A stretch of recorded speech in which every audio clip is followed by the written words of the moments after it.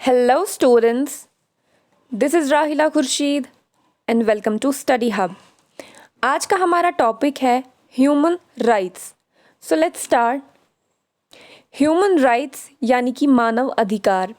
Human rights या मानव अधिकार ऐसे राइट्स, ऐसे अधिकार, ऐसे हक होते हैं जो एक इंडिविजुअल को प्रोवाइडेड होते हैं just because he is a human being. ठीक है, ह्यूमन राइट्स ऐसे राइट्स होते हैं, ऐसे अधिकार होते हैं जो एक इंडिविजुअल को प्रोवाइडेड होते हैं just because he is a human being.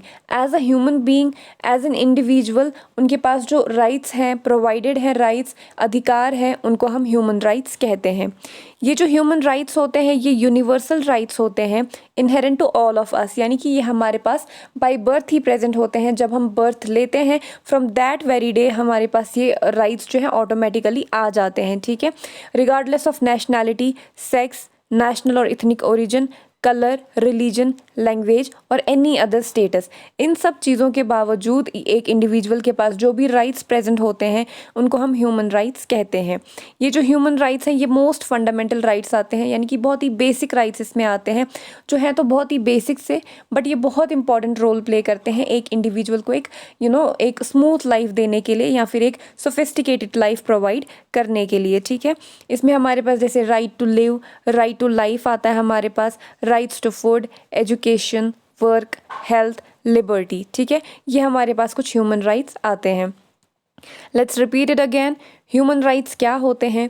Human rights को हिंदी में मानव अधिकार कहा जाता है। ऐसे राइट्स, ऐसे अधिकार, ऐसे हक जो एक इंसान के पास प्रेजेंट होते हैं, जो एक इंसान को प्रोवाइड किए जाते हैं जस्ट बिकॉज कि वो एक इंसान है, वो एक ह्यूमन बीइंग है, उसका ह्यूमन बीइंग होने की वजह से जो राइट्स उसको प्रोवाइडेड है उनको हम ह्यूमन राइट्स कहते हैं। ये ह्यूमन राइट्स जो है ये यूनिवर्सल हैं, that means all over the world जितने भी ह्यूमन बीइंग्स हैं उन सब के पास ये राइट्स प्रेजेंट होते हैं रिगार्डलेस ऑफ नेशनैलिटी, यानी कि डज नॉट मैटर कि वो किसी भी नेशन से बिलोंग करता हो, उसके पास ये राइट्स प्रेजेंट होंगे। किसी भी जेंडर का हो उसके पास ये राइट्स होंगे। किसी भी नेशन या फिर इथनिक ओरिजिन का हो, उसका स्किन कलर कुछ भी हो, रिलीजन कोई भी हो, लैंग्वेज वो कोई भी बोलता हो या फिर कोई भी अदर स्टेटस से वो बिलोंग करता हो, इन सब चीज़ों के बावजूद इसके पास ये राइट्स प्रेजेंट होते हैं, इनको हम ह्यूमन राइट्स कहते हैं।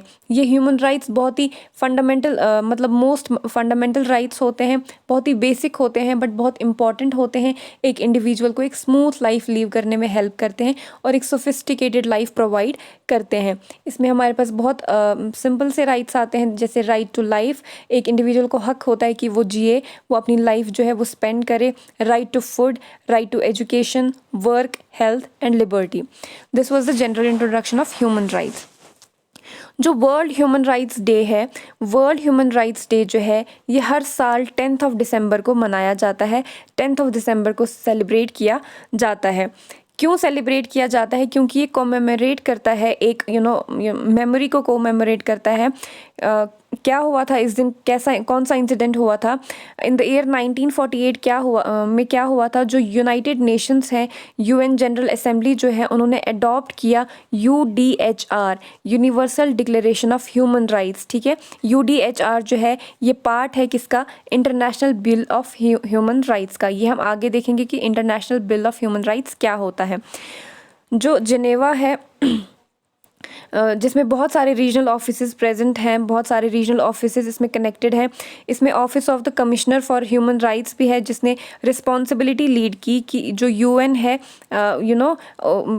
उसको रिस्पॉन्सिबिलिटी प्रोवाइड की यूनाइटेड नेशंस को कि ये ऑलवेज प्रमोट करेगा एज वेल एज प्रोटेक्ट करेगा ह्यूमन राइट्स को। ठीक है, ये थोड़ी सी टिपिकल वर्डिंग्स इसमें हैं but I hope I am able to make you understand कि मैं क्या बोलने की कोशिश कर रही हूँ। ठीक है, तो नेक्स्ट आता है हमारे पास जो हमने पहले देखा कि international bill of human rights क्या होता है।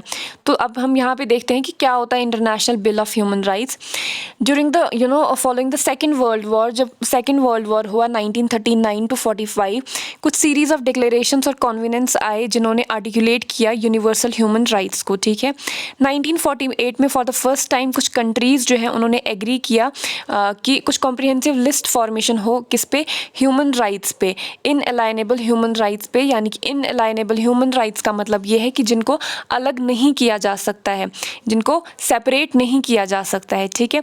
In the December of the same year 1948 के दिसंबर में क्या हुआ, जो यूनाइटेड नेशंस जनरल असेंबली है उन्होंने अडॉप्ट किया, जो हमने पहले ही देखा, universal declaration of human rights, that is UDHR, ठीक है। तो इस टाइम पीरियड को क्या है, एक माइलस्टोन कंसिडर किया गया। माइलस्टोन यानी कि यहाँ पे बहुत ज़्यादा ग्रोथ हुई या फिर डेवलपमेंट हुई किसकी, इंटरनेशनल ह्यूमन राइट्स, जो लॉज हैं हमारे पास, जो राइट्स हैं उनकी बहुत ज़्यादा डेवलपमेंट हुई।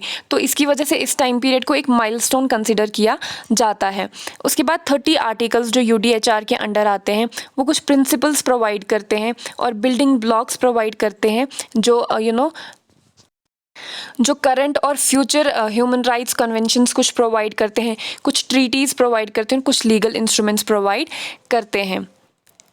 नेक्स्ट है कि इन दिसंबर 1966, इससे पहले मैं ये बताना चाहूँगी कि ये सेकेंड वर्ल्ड वॉर के बाद ही ऐसा क्यों हुआ, सेकेंड वर्ल्ड वॉर से पहले ऐसा क्यों नहीं हुआ।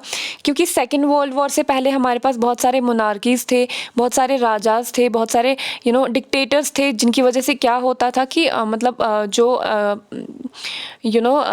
लोग होते थे वो स्लेव्स होते थे, जो राजाज मोनार्कीज इनके स्लेव्स होते थे, तो वो उनके पास एक प्रॉपर ह्यूमन राइट्स नहीं होते थे, वो अपनी लाइफ प्रॉपरली स्पेंड नहीं करते थे विद राइट्स।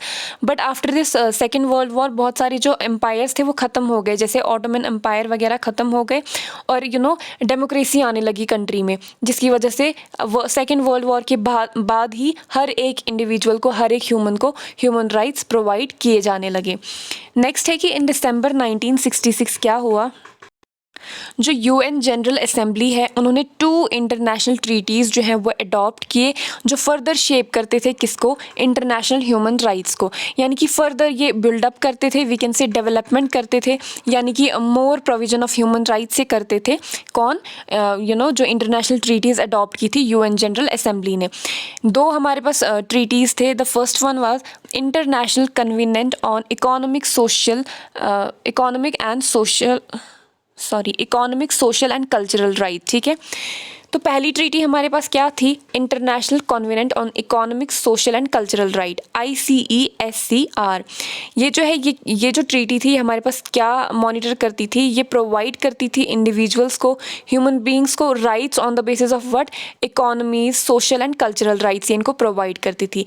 यानी कि फाइनेंशियल सपोर्ट प्रोवाइड करती थी, सोसाइटी में स्टेटस प्रोवाइड करती थी और कल्चरल राइट्स प्रोवाइड करती थी। नेक्स्ट ट्रीटी थी हमारे पास the international covenant on civil and political rights, ICCPR। नाम से ही पता चल रहा है कि ऐसी ट्रीटी जो इंडिविजुअल्स को क्या प्रोवाइड करती थी, civil and political rights provide करती थी, कमिटी राइट्स प्रोवाइड करती थी। ये जो ट्रीटीज़ हैं इनको हम टुगेदर इनको हम क्या कहते थे, इनको हम इंटरनेशनल कन्वेनेंस भी कहते थे। और इन 2 ट्रीटीज़ को टुगेदर हम क्या कंसिडर करते थे, international bill of human rights, ठीक है। जो हमारा टॉपिक था कि हमने देखना था international bill of human rights क्या होता है। जो हमारे पास 2 ट्रीटीज़ आई 1966 में, द वन इज़ ICESCR, ये क्या करता था, economic, social and cultural rights provide करता था ह्यूमन बींग्स को, और दूसरी ट्रीटी जो थी वो क्या प्रोवाइड करती थी, political and civil rights provide करती थी। तो इन दोनों ट्रीटीज़ को हम टुगेदर क्या कंसिडर करते हैं, international bill of human rights.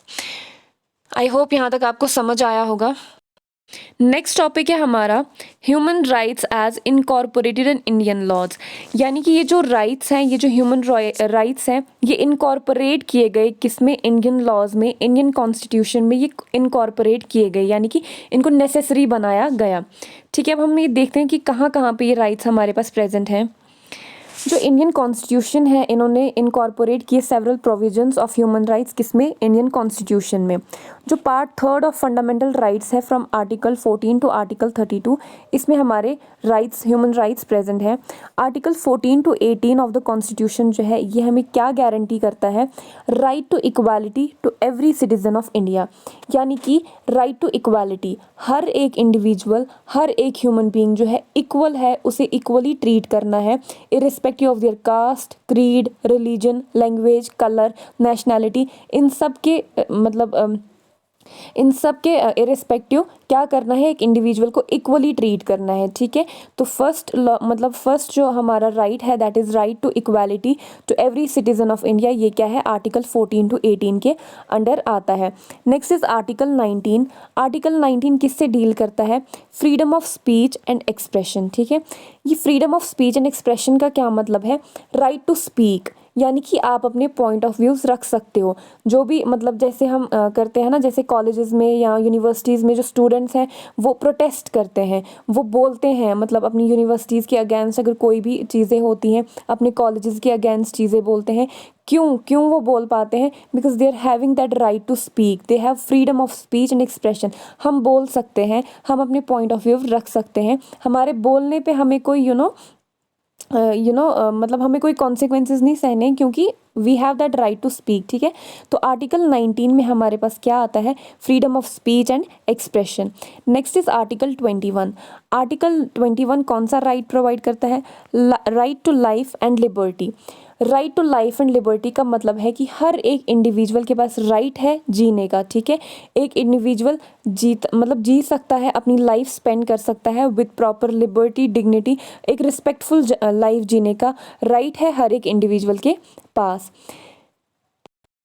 अगर किसी भी केस में, किसी भी सिचुएशन में वायलेशन की गई फंडामेंटल ह्यूमन राइट्स की, तो एक सिटीज़न जो है, एक इंडिविजुअल जो है, उसके पास राइट है कि वो सुप्रीम कोर्ट के पास जा सकता है अंडर आर्टिकल 32, या फिर हाई कोर्ट तक जा सकता है अंडर आर्टिकल 226, ठीक है।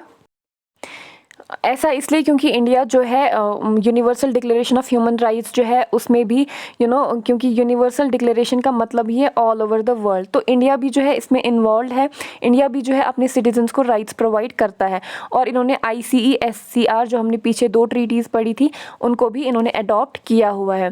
ऑल्सो जो इंडिया है उसने रेटिफाइड किया है, या वी कैन से अडॉप्ट किया है किसको, international convention on the elimination of all forms of racial discrimination, ठीक है।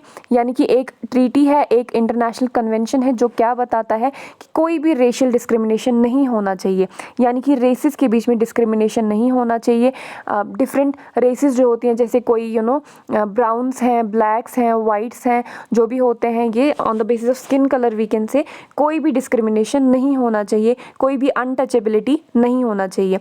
नेक्स्ट है कन्वेंशन जो क्या करता है, elimination of all forms of discrimination against women, यानी कि ऐसा कन्वेंशन जो डील करता है with the elimination of discrimination against women, यानी कि वुमेन के साथ कोई भी डिस्क्रिमिनेशन नहीं होनी चाहिए, कोई भी वायलेंस नहीं होना चाहिए, कोई भी उनको डोमिनेट करने की कोशिश नहीं होनी चाहिए वुमेन्स के साथ। नेक्स्ट कन्वेंशन है राइट्स ऑफ द चाइल्ड, ठीक है। ऐसा कन्वेंशन जो राइट्स ऑफ द चाइल्ड को प्रोटेक्ट करता है, जैसे राइट ऑफ द चाइल्ड में हमारे पास राइट टू अफेक्शन आता है, राइट टू फूड आता है, राइट टू एजुकेशन आता है, तो ये कन्वेंशन हमारे राइट्स ऑफ द चाइल्ड को प्रोटेक्ट करता है। नेक्स्ट कन्वेंशन है rights of person with disabilities, यानी कि जो हमारे डिसेबल्ड पर्सनस होते हैं, डिसेबल्ड इंडिविजुअल्स होते हैं, कोई भी फिजिकल डिसेबिलिटी या फिर मेंटल डिसेबिलिटी होती है, तो उनको कुछ सेपरेट राइट्स प्रोवाइड किए गए हैं, तो ये कन्वेंशन जो है ये उसके साथ डील करता है कि rights of the person with disabilities को प्रोटेक्ट करता है। अब हमारा नेक्स्ट टॉपिक है कि why human rights are important. Human rights important क्यों हैं, ज़रूरी क्यों हैं।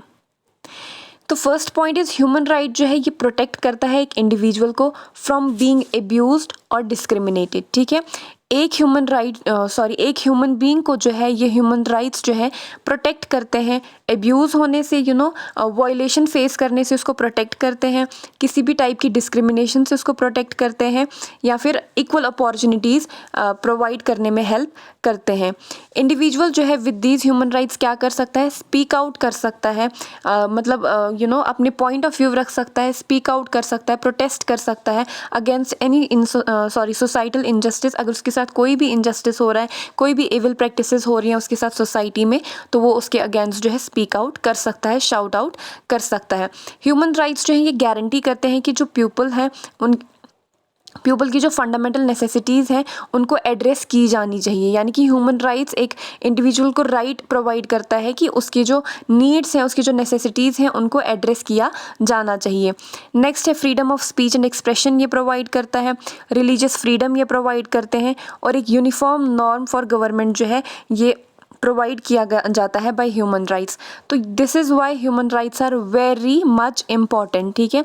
ह्यूमन राइट्स जो है एक सोसाइटी में, एक नेशन में पीसफुल लाइफ गुजारने के लिए, एक इंडिविजुअल के लिए ह्यूमन राइट्स बहुत ज़्यादा इम्पॉर्टेंट होते हैं, क्योंकि it is a human nature. हम देखते हैं कि बहुत सारी नॉन डेमोक्रेटिक कंट्रीज़ जो होती हैं वहाँ पे एक ही टाइप के रिलीजन के लोग रहते हैं। तो अगर कहीं पे डेमोक्रेटिक कंट्री, सेक्युलर कंट्री जो है, I was talking about secular country, अगर कोई नॉन सेक्युलर कंट्री होती है वहाँ पे मतलब किसी दूसरे रिलीजन का इंडिविजुअल नहीं रह सकता है। बट एक सेक्युलर कंट्री में अगर बहुत सारे रिलीजन के लोग रह रहे हैं तो it is very important to provide them human rights. तो तभी एक इंडिविजुअल जो है वहाँ पे एक पीसफुल लाइफ जो है स्पेंड कर सकता है, ठीक है। तो ह्यूमन राइट्स बहुत इंपॉर्टेंट है एक इंडिविजुअल के लिए पीसफुल लाइफ गुजारने के लिए। तो ये था हमारा आज का टॉपिक। आई होप आप सबको समझ आया होगा। Thank you so much. Take care. Bye bye.